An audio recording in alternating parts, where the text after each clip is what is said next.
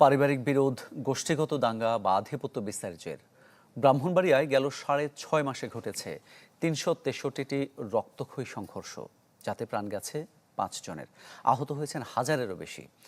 স্থানীয়দের অভিযোগ, প্রবাসীদের অর্থের দাপট আর গ্রাম্য মোড়লদের ইন্ধনে থামছে না সহিংসতা। প্রকাশ দাসের তথ্য, ছবিতে ডেস্ক রিপোর্ট। প্রতিশোধের আগুনে জ্বলছে বাড়িঘর, মুহূর্তেই পুড়ে ছাই মাথা গোজার আশ্রয়। ব্রাহ্মণবাড়িয়া সদরের নাটে গ্রামের ছবি গেল ১৪ মের। এমন তুলকালামের শুরু মাদক নিয়ে বিরোধে। হামলা, ভাঙচুর আর লুটপাটে সেদিন রণক্ষেত্রে পরিণত হয় নাটাই। প্রাণ যায় মিয়াজুল হোসেন নামে একজনের, পুড়িয়ে দেয়া হয় অর্ধশত বসতঘর। জেলার অন্য উপজেলাগুলোতেও হরহামেশাই ঘটছে এমন ঘটনা। ছোটখাটো বিষয় নিয়ে প্রথমে দুটি পক্ষের সংঘর্ষ বাঁধলেও পরে ছড়িয়ে পড়ে গ্রামের পর গ্রাম জুড়ে।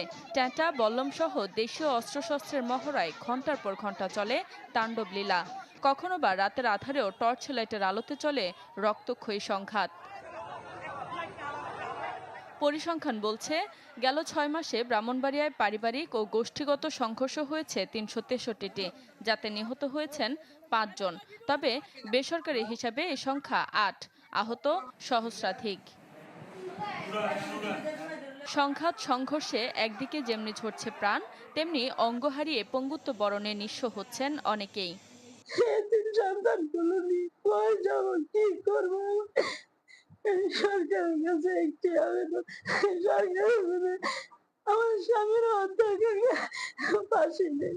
হালের মধ্যে ফালাই আমার ছেলের বউরে আমার মায়ের মারছে, আমার ঘর দুয়ার আগুন লাগাই দিয়েছে, আমরা পানি দিয়ে দিয়ে কোনো মতে ইয়ে করছি। আমরা সাধারণ মানুষ কই গিয়া মাথা, আমরা কই গিয়া টাই পামু? আমরা চাই মীমাংসা ফতে যাক, মীমাংসা মানুষে করক।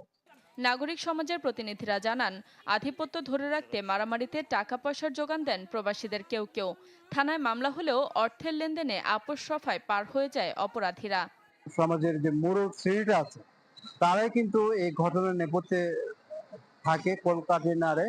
আরেকটা যে বিষয় আছে, যে এই ধরনের সংঘর্ষের ঘটনা ঘটে থাকলে তারা সামাজিকভাবে নিষ্পত্তি করে, ফলে এখানে একটা বিচারহীনতা সংস্কৃতি কাজ করছে। ঝগড়া বিবাদ বন্ধে আইনের কঠোর প্রয়োগের কথা জানিয়েছেন জেলা পুলিশের এই কর্মকর্তা। পুলিশ তার সর্বোচ্চ দিয়েই চেষ্টা করে কোনো একটা মারামারি সংবাদ যখন পুলিশের কাছে আসে, সে পুলিশ দ্রুততম সময়ের মধ্যে ঘটনাস্থলে যায়, ওই পক্ষকে নিবৃত্ত করার চেষ্টা করে, ঘটনার সাথে যারা সংশ্লিষ্ট তাদের বিরুদ্ধে আইনগত ব্যবস্থা গ্রহণের চেষ্টা করে, অভিযান পরিচালনা করে। সাহিত্য সংস্কৃতির জনপদ হিসেবে পরিচিতি আছে ব্রাহ্মণবাড়িয়ায়। এই অঞ্চলে গ্রাম্য সহিংসতা নিয়ন্ত্রণে আইনশৃঙ্খলা বাহিনীকে আরও তৎপর হওয়ার তাগিদ সচেতন মহলের। সক্রিয় ভূমিকা রাখার আহ্বান জানিয়েছেন স্থানীয় জনপ্রতিনিধিরাও। Desk report, channel 24।